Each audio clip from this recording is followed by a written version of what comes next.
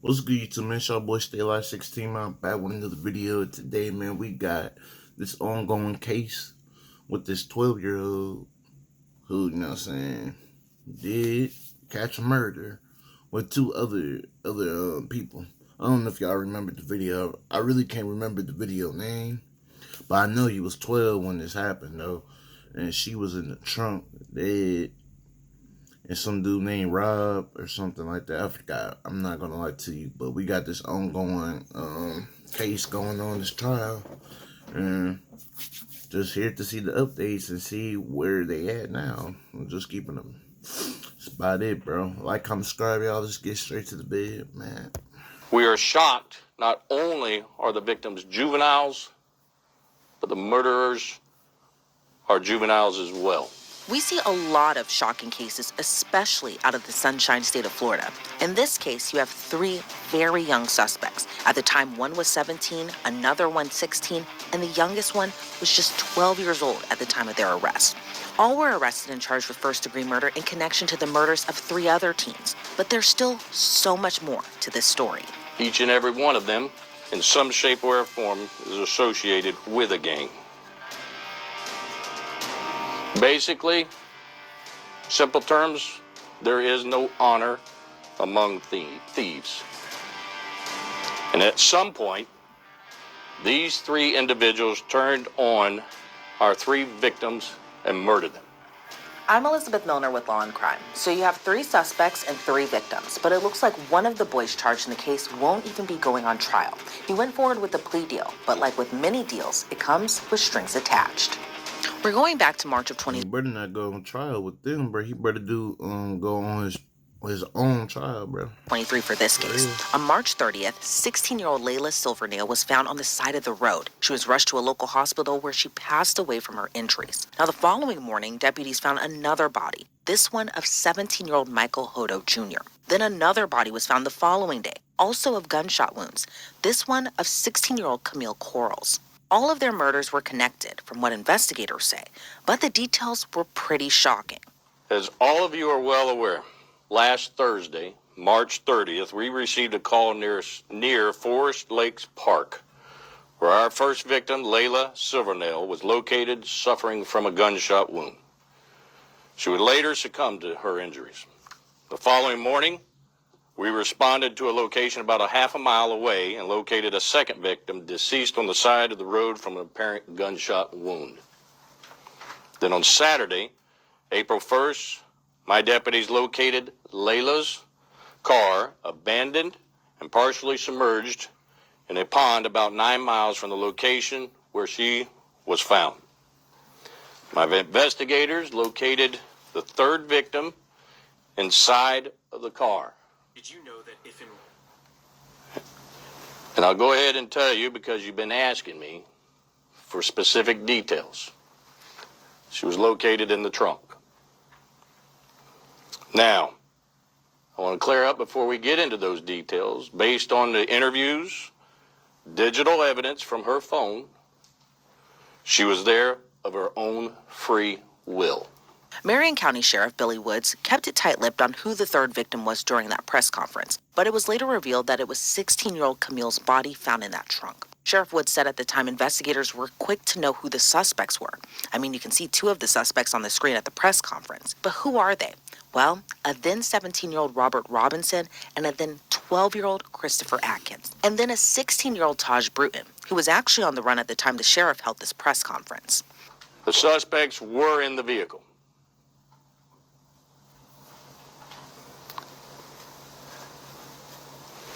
This individual, who is a juvenile also, is who we're looking for. Now, I'm talking to the viewers. Some of you know him, you know where he is, and you need to turn him in. Now, I will get him. I will find him, and justice will be completed. But the sheriff dropped a huge bombshell that all three teens, the victims included, were involved with robberies and burglaries, and that's not all. Now, the investigators were able, and justice will be completed.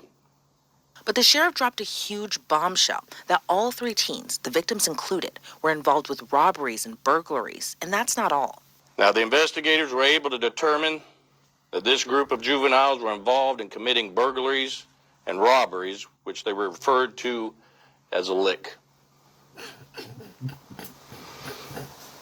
Now, although we had out The way you said it, bro, like, bro sounds so old school, bro. When you said it, bro, so you call it a lick. there that was gang related, we have nothing specific to say that it was any rivalry or anything to such that cause.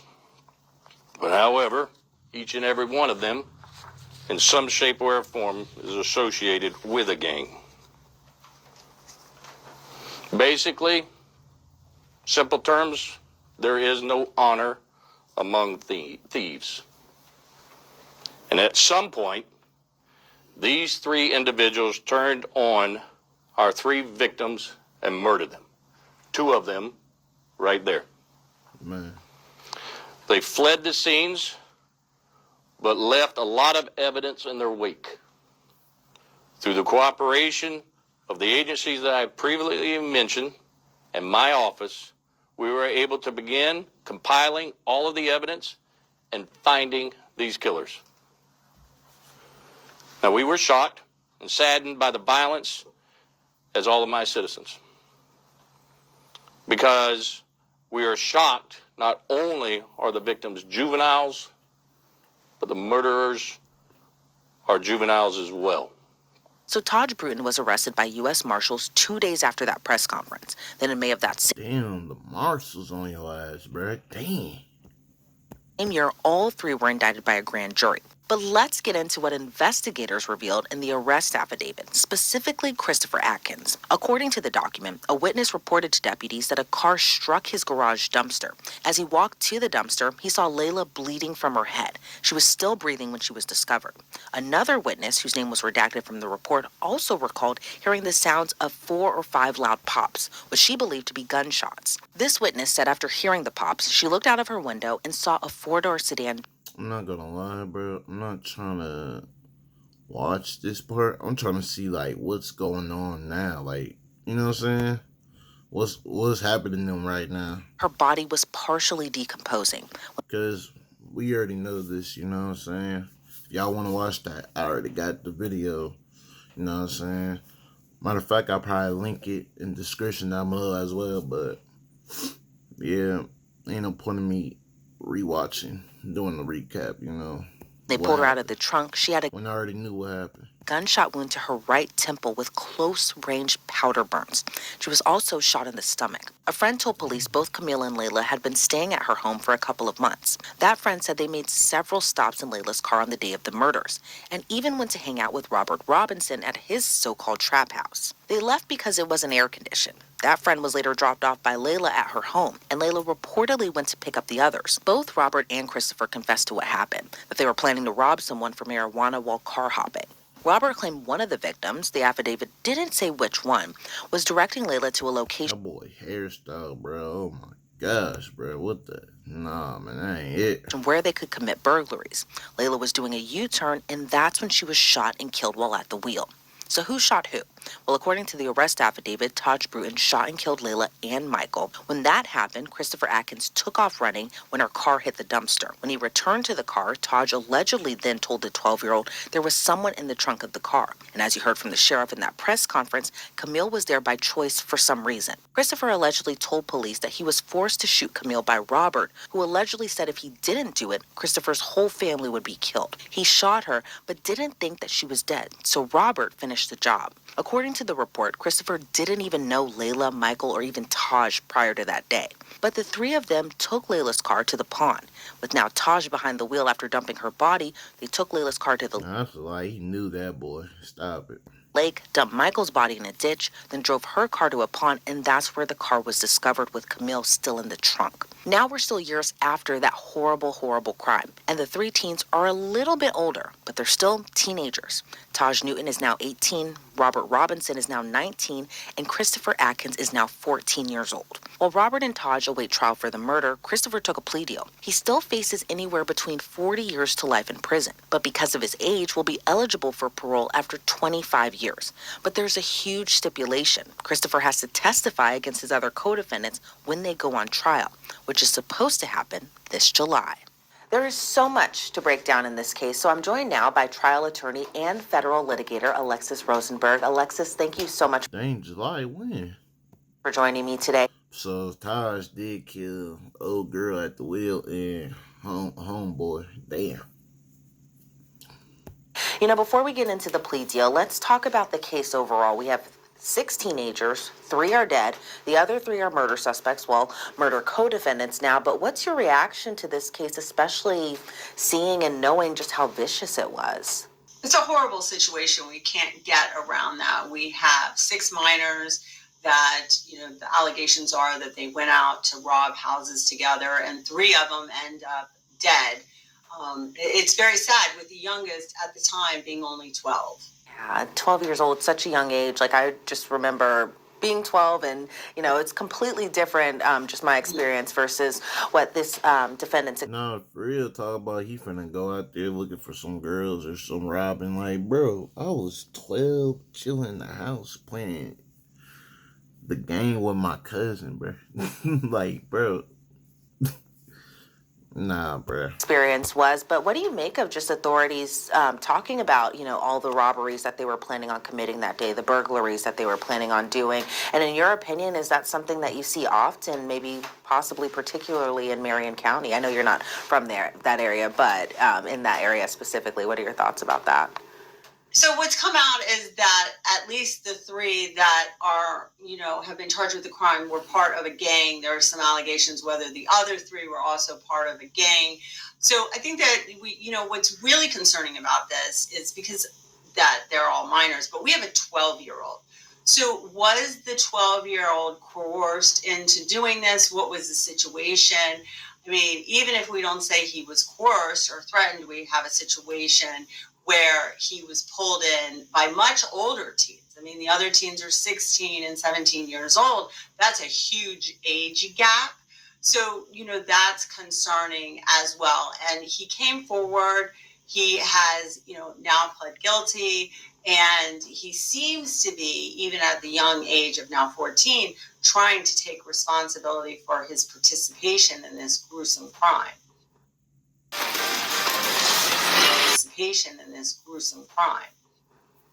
And normally it seems like when we cover these types of cases, as far as young defendants allegedly committing very violent acts, especially murder like we have in this case, normally the victims are family members or relatives or someone kind of close to them. But from this case, it doesn't seem like all of them knew each other particularly that well, to the point that you could even really say that they were friends. It seems like some people knew others, but others didn't know the others, that type of thing. And it's a really kind of a tangled web just as far as their I ain't gonna lie, bro. The dude at the bottom middle look way different from the other video, bro. Like, that looked like nothing like him at all. But I don't know.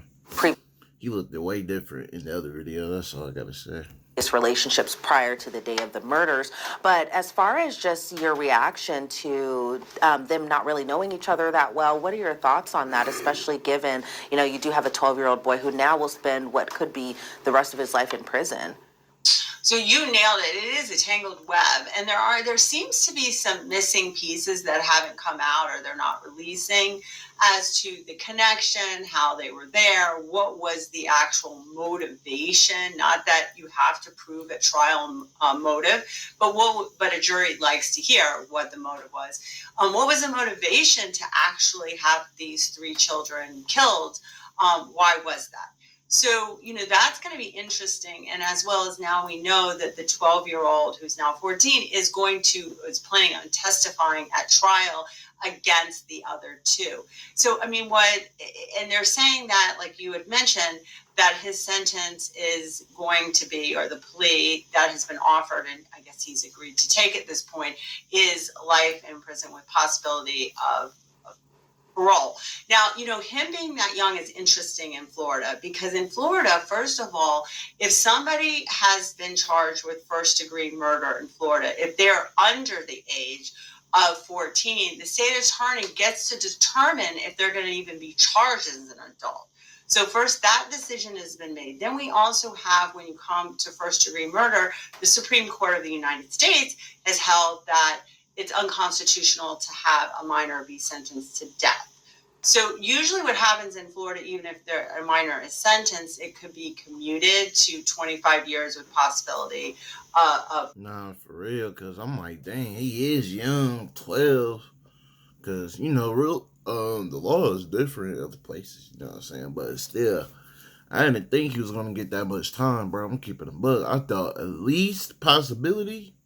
I thought they was going to get him out when he turned 21. Like, 21, he'll be out. You know what I'm saying? I'm trying to think of the name of that. But I really can't think of it. But, they give him life, but not really life. They just give him that till they get to 21 and they out. You know what I'm saying? I thought they was going to give him that. I forgot what's it called, though, bro. But, yeah. Maybe juvenile for life or something like that, I think so, if I'm not mistaken. Parole, and that gets a little complicated in Florida, what's going on having to do with that. But I think we need to keep in mind that this particular defendant is 12, was 12 when this happened. And, to even, like you mentioned, sentence him to life, possibility of parole, and potentially getting out in 25 years. That's at 37. That's 37 years old. That is a long time for a 12-year-old, and these possibility that he potentially was coerced or threatened to do these acts. I want to go back to one point you had mentioned about the motive in this case. And it seems like from reports I've been reading, it was just about they were planning to buy this gun on social media. Then one of the suspects thought that someone was going to snitch on them. And then they shot just pretty much all the victims here. But what are your thoughts just on this alleged motive behind the crime? Because it seems like if they thought snitching was going to be the reason for carrying out these acts, which is still horrible in itself to talk about, to say that. But what are your thoughts just about that particular motive, that they thought that they were going to be snitched on? So, a trial, once again, the prosecutor doesn't have to prove a motive, but a jury always wants to hear some sort of motive. I mean, dang, bro, what's the point of this? I mean, yeah, snitching, but look where you at now, bro. On some real stuff. At that point, would it even matter? Like, for real, though, wouldn't even matter, bro. Crazy. That's, to be snitched on is as good a motive as any other motive.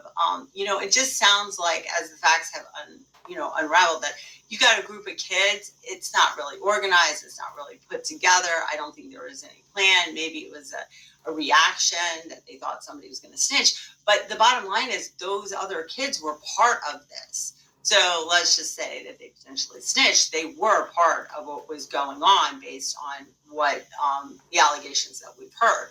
So, who knows? It could have just been, there was a discussion because it wasn't planned. It could have been a frenzy. And we have minors. Here.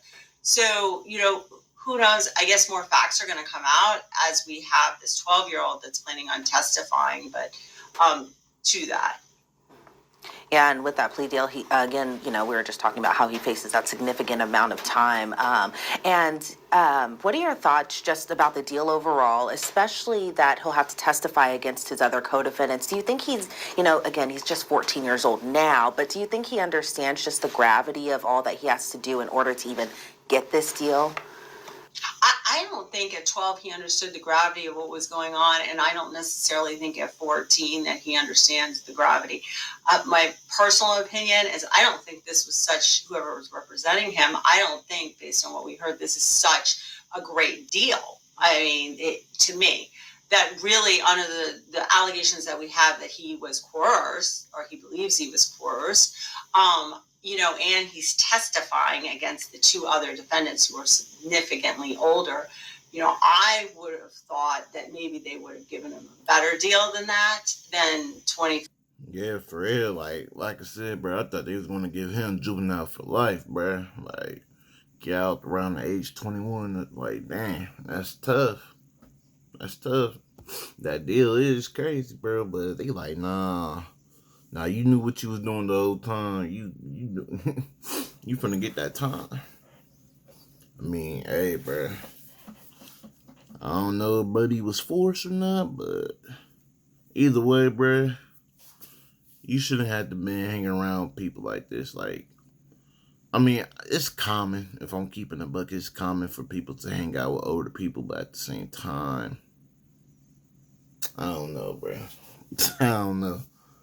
Like, I was, but not that much, bro. Just keeping a buck. Like, I was hanging out with kids my age. I wasn't even really hanging out with people for real. I was just chilling with my cousins for real. Stay out the way. Chill, play the game. Chill, bro. But, dang. With possibility of parole.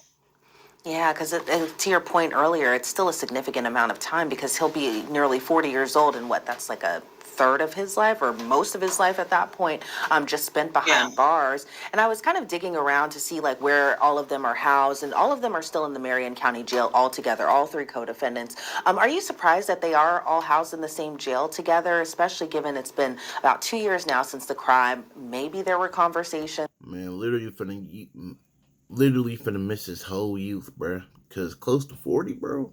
Like, I ain't old. 40, I ain't gonna call 40 old, but that's like a prime number, bro. You gonna lose out your youth years, bro. Maybe there were flights or kites that were sent through, and I just know this from watching jail TV shows, but maybe that they've devised a plan possibly while they were all in jail together to be like, let's get our story straight. Again, not knowing, the full extent of all of their relationships together. But what are your thoughts on them all just still being housed in the same jail together and how complicated that could possibly be? Tester Up is a scam. Them all just still being housed in the same jail together and how complicated that could possibly be. Well, it's not surprising they're in the same jail because we have to remember they haven't been convicted. So that they're going to keep them there for the trial. So that's not surprising. However, I don't think that's a concern about them trying to put their story together because even in the same jail, they can pretty much keep them separated or put in things to prevent that from happening. What is kind of should be surprising to listeners, though, is remember, we now have at the time, 12-year-old, now 14-year-old, it's in an adult jail. So, I mean, just to put that in perspective, to me, that's like, how are you keeping that 12-year-old safe in jail? And how are you going to keep a 14-year-old safe in prison? So, I mean, to me, that is the bigger thing to really focus in on. But I don't think the jail can keep them separate pending the trial.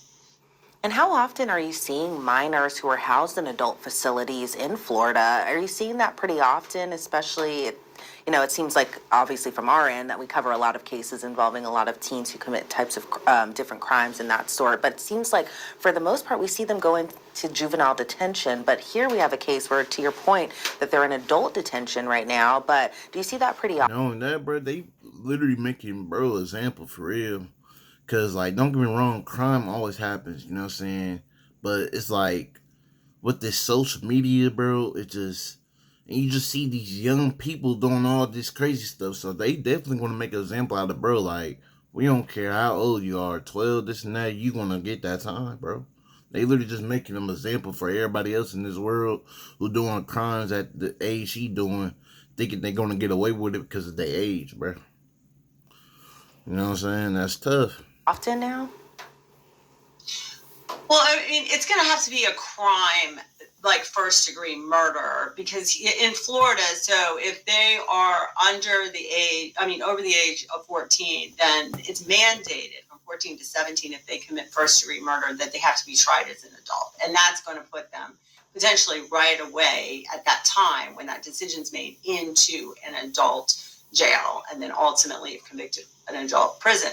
But if they're under that 14 breakpoint in Florida, then it's the decision of the state attorney as to, and they're going to look at various factors related to that. As in this case, it was 3. We had 3 murders. It wasn't 1. So whatever, they looked at that factors and made that decision. Once they decide that that individual or that child is going to be tried as an adult, then generally they are pretty quickly moved out of the juvenile system because they're now being tried in the adult system, and they therefore would be placed in an adult jail. They do, like I mentioned before, they have to have safety measures because you still have a child in with adults. But it's not a good situation for that child at all. I mean, jail is not a good situation anyways, but to be a 12-year-old trying to navigate that, it is a really bad situation. And, as the other co-defendants are approaching trial, which is supposed to start in July, what do you think a trial like that could really look like? And at this point, do you think that the other co-defendants will try to get a plea deal too? Well, generally, as defense attorney, you're always looking to see what the plea deal is on the table. And in Florida, it's ultimately, we have state attorneys instead of district attorneys. They're the same thing. It's ultimately the state attorney's decision as to what the deal is going to be offered. So there could be a deal that is offered that they decide to take right before trial happens. We don't know. Also, we don't know what is being offered. There may not be a deal on the table, especially considering that they have the 12-year-old that's going to be willing to testify. So, and another thing, the state attorney is going to also, and even district attorneys, they also look towards, what the victims are saying, the victims' families are saying, and how they feel. They take that into consideration as well. So there may not be a deal, because remember, the deal that minor, that 12-year-old took, like I said, in my opinion, I don't think it's that great of a deal. They weren't really giving that much to him. So, they may be not offering a deal at all at this point. Yeah, especially since the maximum end is still life in prison, which he might have already gotten had he just been convicted by a jury, if he would have been convicted by a jury. And even in terms of, defense strategies for the other 2 teens who are still going to be facing trial, what do you think that could even look like? Is it just the seating arrangement in the car because they have to kind of put together who shot who and where? Is it them kind of pointing the finger at one another? Because to me, just kind of looking at it, and obviously I'm not a lawyer or anything like that, but I'm wondering, did they offer the youngest co-defendant a plea deal in order to kind of piece everything together, because maybe he would have been the easiest one to kind of get that information out of, as opposed to the older teens? So Florida has what's called felony murder, which means that if somebody dies during the commission of a felony, which robbery would count as that, then you don't really have to prove who pulled the trigger. So from a defense strategy, was this done during the commission of the robbery is really going to be the focus, or was it that had ended, like the conspiracy or plan or the actual robbery had ended in time, and now we have this situation where these 3 were murdered, and then you are correct, who pulled the trigger, what was going on, all of that. But because there's 3 of them, we also, you have their conspiracy to commit murder, because this is first degree. So remember, that requires premeditation. This wasn't that we had reckless. So there was premeditation. So there was a conspiracy for all of them to commit this first degree murder. So, it's going to be interesting what the lessers and what they go and what's on the jury verdict form.